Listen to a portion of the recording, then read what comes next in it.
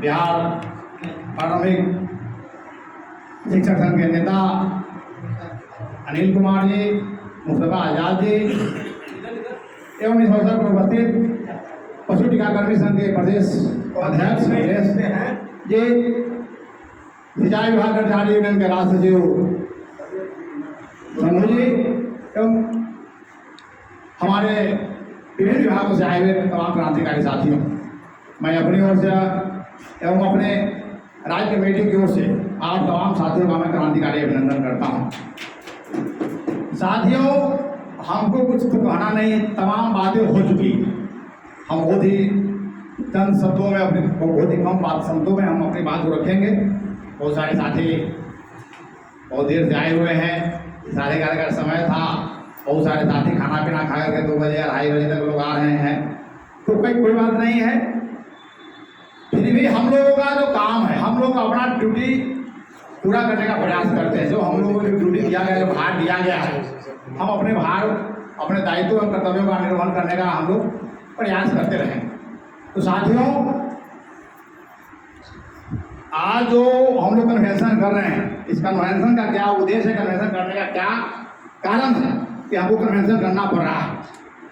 आप तमाम साथी जानते हैं कि हम महासंघ गोपकुट का जो स्थापना बिहार राज्य अराजपत्रित कर्मचारी महासंघ की स्थापना 1957-1958 में हुई थी। सचिवालय से शुरुआत हुई थी और हमारे अभिभावक, हमारे नेता कॉमरेड डॉक्टर को सचिवालय में विधि विभाग में हुआ करते थे और वहाँ से और स्वास्थ्य विभाग में भी और साथी थे और बहुत सारे साथियों को मिलाकर करके विभिन्न विभागों में, कचहरी में, कोर्ट में काम करने वाले साथी थे, स्वास्थ्य विभाग में काम करने वाले साथी थे। तमाम विभागों को लेकर के एक संगठनों का संगठन, संघों का संघ, महासंघ बनाया गया।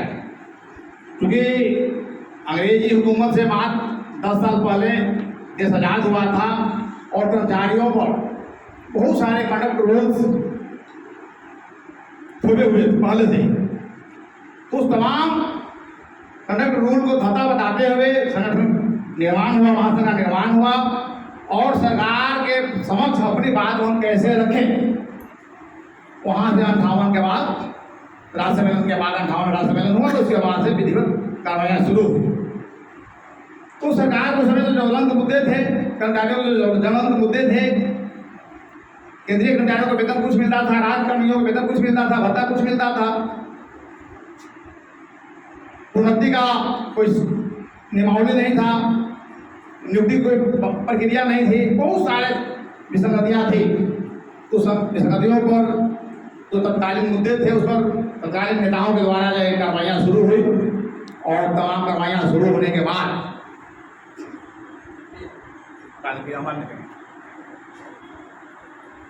तो साथियों, तो उस समय जो अंग्रेजी हुकूमत का जो दबदबा था, वहाँ प्रभाव था। 10 साल के बाद भी उसका प्रभाव था। तो ब्यूरोक्रेट जो IAS के सामने हम कैसे खड़ा होंगे, जो हमारे ग्रुप डी के साथी थे, वर्गीय लिपिक समूह के साथी थे, तो कैसे सचिवालय वर्गीय साथी थे, तो कैसे हम अपने सेक्रेटरी और अपने विभागीय और मुख्यमंत्री के, अपने विभागीय मंत्री के समक्ष खड़ा होंगे, अपनी बात को रखेंगे। तो इसलिए महासंघ बनाया गया और उसके बाद सबसे पहला आंदोलन हुआ अपनी मांगों को लेकर करके कि हम सब बात करेंगे, सब काम करेंगे, समय से आएंगे, समय से जाएंगे, लेकिन हम सिर्फ चप्पल पहन के या जूता पहन के हम कार्यालय नहीं जाएंगे। मतलब हम कार्यालय में किसी पदाधिकारी के यहाँ जाएंगे, मंत्री के यहाँ जाएंगे, तो हम चप्पल खोल के जाएंगे, जूता खोल के जाएंगे, जब तक हमारी मांग नहीं मिली। यह मतलब जो है अंग्रेज, चूंकि गांधी जी के से देश आज़ाद हुआ था, तो देश का आज़ाद गांधी सभी ने अवज्ञा आंदोलन चलाए हुए थे। तमाम लोगों हैं जो पुराने साथी थे, तो उन्होंने कहा कि हम चप्पल खोल के कार्यालय जाएंगे जब तक हमारी मांग नहीं मिलेगी। और सचिवालय में जब 1 दिन 2 दिन मंत्री जी यहाँ आया, मामला पूछा गया, तो कहा कि भाई ये हम लोग फैसला है, निर्णय महासंघ का निर्णय है। तो उस समय 5 रुपया महंगाई भत्ता जो है बढ़ा था और वो आंदोलन समाप्त हुआ। मतलब आंदोलन यहाँ से शुरू हुआ था। मतलब कोई नारा नहीं, कोई प्रदर्शन नहीं, कुछ नहीं, सिर्फ हम चप्पल खोल के जाएंगे कार्यालय में। और उस समय के संवेदनशील जो पदाधिकारी थे, मंत्री थे, मुख्यमंत्री थे, तमाम जो है उन्होंने बात को गंभीरता से लिया और 5 रुपया महंगाई भत्ता में वृद्धि हुई थी उस समय। और लगातार भी कार्रवाइयाँ चली, 20-21 हड़तालें हुई फिर केंद्र के अनुरूप महंगाई भत्ता हमको मिले, नारा लगा करता था बिहार सरकार, बिहार तमाम कर्मचारी शिक्षकों के द्वारा, कश्मीर हो या कन्याकुमारी सबका वेतन हो एक समान, कश्मीर हो या कन्याकुमारी सबका वेतन एक समान। और केंद्रीय कर्मचारियों के अनुसार जब वेतन और भत्ता की लड़ाइयाँ शुरू हुई तो पहले महंगाई भत्ता पर हुआ, केंद्रीय कर्मियों के बराबर महंगाई भत्ता हमको मिले, तो 74-75 में जाकर के महंगाई भत्ता हमको केंद्रीय कर्मचारियों के अनुरूप मिला। फिर हमारे जो कर्मचारी का मृत्यु हो जाता था सेवा काल में, और उसके आश्रित का कैसे निर्वहन होगा, उसका जीवन यापन कैसे चलेगा, तो लड़ाई हुई, आंदोलन हुआ। उसके बाद अनुकंपा की बहाली शुरू हुई। 1975 के बाद अनुकंपा की बहाली शुरू हुआ बिहार में। आंदोलन कई एक दो हड़ताल हुआ, उसके बाद 75 में लागू हुआ। ये हमारे जो कर्मचारी शिक्षक जो डेथ कर जाते हैं, मृत्यु हो जाते हैं, तो उनके परिवारजनों को, उनके आश्रितों को जो है अनुकंपा की लाभ दिया जाएगा। 74-75 के बाद शुरू हुआ। तो इस तरह से कार्रवाइयाँ शुरू हुई। उसके बाद केंद्रीय वेतनमान का सवाल आया कि हमको वही नारा भी चला भाई, हमको केंद्रीय वेतनमान मिला जाए, केंद्रीय कर्मचारियों को जो वेतन भत्ता। चूंकि हमारे एक सापेक्ष संगठन चल रहा था, उनका सोच था कि बिहारी कर्मचारी शिक्षकों को तो वेतन मिल रहा है, हमको अलग वेतन चाहिए। जोगेश्वर गोप का था कहना, सोचना था, और उसके जो हमारा जो थिंक टैंक थे उस समय उनका कहना था कि नहीं, आज हमारा संगठन मजबूत है, फिर भविष्य में क्या होगा, इसलिए हमको केंद्रीय कर्मचारियों के अनुरूप ही वेतन भत्ता मिलना चाहिए। और वही लड़ाई आंदोलन हुआ। 86 में हड़ताल हुआ, 87 में हड़ताल हुआ, 1989 में अंतिम हड़ताल हुई। और उस हड़ताल में सरकार से समझौता हुआ कि केंद्रीय कर्मचारियों के भांति आपके बिहार के कर्मचारी शिक्षकों को भी वेतन भत्ता मिलेगा। और 1989 में हड़ताल समाप्त हुआ, और तमाम जो वेतनमान का जो सवाल था, केंद्रीय वेतनमान का जो ज्वलंत समस्या था, उसको हासिल किया गया 1989 में, और उसको लागू हुआ 1986 से। भले नोशनली लागू हुआ, लेकिन नोशनली 1986 से लागू हुआ, और 1989 से आर्थिक लाभ उसको मिला। तो 1989 के बाद बहुत सारी समस्याएं सॉल्व हो गया। आज जब कर्मचारियों की समस्या सॉल्व हो गया तो कर्मचारी दूसरे सब कुछ हमको मिल ही रहा है, घर बैठे मिल रहा है, तो अब हमको आंदोलन में जाने की क्या जरूरत है, प्रदर्शन में जाने की क्या जरूरत है, धूप में धूप तापने का और पुलिस का डंडा खाने का क्या जरूरत है। तो साथियों, इस बीच में बहुत सारी समस्या आई। फिर जाकर करके आंदोलन हुआ, और 2004-5 के जो हड़ताल हुई, 99 में भी हड़ताल हुआ। 2004-5 की जब हड़ताल हुई, 42-43 दिन का जो हड़ताल हुआ था, तब जाकर करके केंद्र के अनुरूप जो है हमको 300 दिन का उपार्जित अवकाश, जो आज हम रिटायर होने के बाद 300 दिन का उपार्जित अवकाश, तो सोचते हैं कि 10 महीना का हमको वेतन मिलेगा। तो हमारा संघ गोप और उस समय के जो तत्कालीन जो कमेटी से संयुक्त आंदोलन चला था, और 4-5 की हड़ताल में तत्कालीन राज्यपाल मुखर्जी सिंह के समय समझौता हुआ और उसको लागू हुआ। तो आज हमको 300 दिन का ईएल का लाभ मिल रहा है।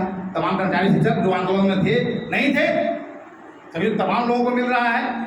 उसी समय 58 से 60 साल की सेवा निवृत्ति का जो उम्र थी 58 साल था, और वही 2005-4-5 के हड़ताल में जो है यह लागू हुआ। तो हमको आज 60 साल का उम्र का लाभ मिल रहा है सेवा का। तो आंदोलन हुए, महासंघ गोरखपुर ने बड़े बड़े आंदोलन किए, और बहुत बड़े बड़े नेता पैदा भी किए महासंघ गोरखपुर ने, और बहुत सारे नेता जो महासंघ गोरखपुर के मेन धारा से अलग हो गए, आज उनको कोई पूछने वाला नहीं है। साथी जैसा आप जानते हैं, अभी हमारा एक साथी नाम ले रहे थे, बहुत सारा संगठन बना सरकार के संरक्षण में, त्रिपाठी गुट बना, मुंशी गुट बना, सब खत्म हो गया। जोगेंद्र गुट भी अब अंतिम सांस ले रहा है, कुछ जगहों पर घायल है, विभाग में कुछ हमारी ही शिथिलता के कारण, महासंघ गोरखपुर के जो हमारे साथी हैं उनकी शिथिलता के कारण जो स्वास्थ्य विभाग में अभी फल फूल रहा है, थोड़ा फल विभाग में कुछ है। तो साथियों, हम कहना चाहते हैं कि महासंघ गोरखपुर ने बड़ी बड़ी लड़ाइयाँ लड़ी है, और उस साथी ओम प्रकाश मेहता जी का भी नाम सुनते हो। ओम प्रकाश मेहता जी महासंघ गोरखपुर के महासचिव हुआ करते थे। आंदोलन हुआ, आंदोलन के क्रम में उन्होंने महासंघ और कर्मचारियों का धोखाबाजी किया, उन्होंने हड़ताल अवधि का वेतन निकाल लिया। उसी में महासंघ ने निर्णय लिया कि वैसे महासचिव को उनकी आवश्यकता नहीं है, और उनको महासंघ गोरखपुर से महासचिव रहते हुए उनको महासचिव के पद से हटाया और संगठन से निष्कासित किया। तो महासंघ गोरखपुर के द्वारा बहुत सारे नेताओं का पैदा हुआ, उत्पन्न हुआ, नेता बने, और जो अभी हमारे बिहार के तमाम जिलों में फैले हुए उन्हीं का देन है। कॉमरेड जोगेश्वर गोप जैसे थिंक टैंक का ये देन है कि आज बिहार में सबसे मजबूत संगठन महासंघ गोरखपुर काम कर रहा है। साथ ही हम लोगों ने राज्य सम्मेलन किया नवंबर में राज्य सम्मेलन, जब 3 दिन का सम्मेलन हुआ, बहुत सारे साथी उसमें गए, बहुत सारे संगठनों के साथी भाग लिए, बहुत सारे जिला साथी भाग लिए, और वहाँ हम लोगों ने एजेंडा तय किया कि अब हमारी जो मांग या जो हुकूमत जो में बैठी हुई है, सत्ता में जो बैठी हुई है बिहार की सरकार, उसको सुनाने के लिए हम लोगों को आंदोलन करने की आवश्यकता है। 3 दिन के लंबे मंथन के बाद, गहन मंथन के बाद फिर हम लोगों ने मांग पत्र बनाया। क्योंकि महासंघ गोकुट का कोई अपना तो कुछ है नहीं, यह तमाम संगठनों के माध्यम से महासंघ गोकुट अपना सदस्यता चलाता है, उनकी मांगों को रखता है, और यह पॉलिसी का मामला है। क्योंकि महासंघ गोकुट कोई छोटे मोटे बात के लिए आंदोलन नहीं करता है, बड़ा जो नीतिगत सवाल है उसके लिए आंदोलन करते रहा, उसके लिए आंदोलन के लिए जाना जाता रहा। तो साथियों, अभी बता रहे थे 58 साल 60 साल का तो मामला हुआ, ईएल का 300 दिन का मामला हुआ, उसी कड़ी में पुरानी पेंशन योजना बिहार के कर्मचारियों को भी देना मिलना चाहिए, और बहुत बड़ा ज्वलंत समस्या है, ज्वलंत मांग है। हम लोगों ने तय किया, NMOPS के साथी भी हमारे बैठे हुए हैं, NMOPS के साथ हम लोग कई साल से आंदोलन चला रहे हैं। हम लोगों ने पहले स्टेट फॉर्म अगेंस्ट NPS भी 2018 में बनाए थे, फिर भी हम लोग सोचा कि नहीं, जब हमारा एक संगठन चल रहा है तो उसको साथ में ही हम लोग काम करना ज़्यादा अच्छा है। क्योंकि हम कर्मचारी के हित की बात करते हैं तो हम लोग कर्मचारी एक साथ मिलकर लड़ाई लड़ेंगे, आंदोलन करेंगे और जल्द से जल्द मिलेगा। इसलिए हम लोग स्टेट फॉर्म अगेंस्ट का बैनर लगभग बंद ही कर दिया है, और NMOPS का जो हम लोग बैनर के साथ लगातार काम कर रहे हैं, और हमको पूरा आशा ही नहीं, पूरा विश्वास है। लेकिन यह है, हमको ओवर कॉन्फिडेंस हो जाने के कारण ही जो है हमारे तो तमाम साथी जो घर में बैठे हुए हैं NPS के साथी, कि अरे अब तो महासंघ गोकुट और NMOPS वाला लोग तो दिलवा ही देगा, तब हम घर जाएँ चाहे नहीं जाए, हम घर में काहे नहीं आराम करें, पंखा में धूप में जाएंगे, पेट्रोल जलेगा। तो साथी यदि यही सोच रहेगा तो 25 और 24-25 में भी नहीं मिलेगा और आगे जाना पड़ेगा। इसलिए हम तमाम साथियों को कहना चाहते हैं कि आप जो आए हैं, आप जो बात को सुन रहे हैं, आप अपने ITI में, अपने कर्मचारी संगठनों के पास, अपने अपने विद्यालयों में, अपने अपने अस्पतालों में, अपने अपने सचिवालय में, मंत्रालय में जाते हैं, जाइएगा, इसकी चर्चा जरूर कीजिएगा कि आप कल कार्यक्रम था तो क्यों नहीं भाग लिए, कार्यक्रम में क्या हुआ, 16 तारीख क्या करना है। तो हम तमाम साथियों से कहना चाहते हैं कि 16 मार्च को आप छुट्टी लीजिए। पहले हम लोग NMOPS की बात किए थे कि यदि हम लोग 10 दिन बाद छुट्टी हम लोग गंवाएं, 10 दिन छुट्टी ले पुरानी पेंशन योजना को लेकर करके, तो हमको पुरानी पेंशन योजना का लाभ मिल जाएगा।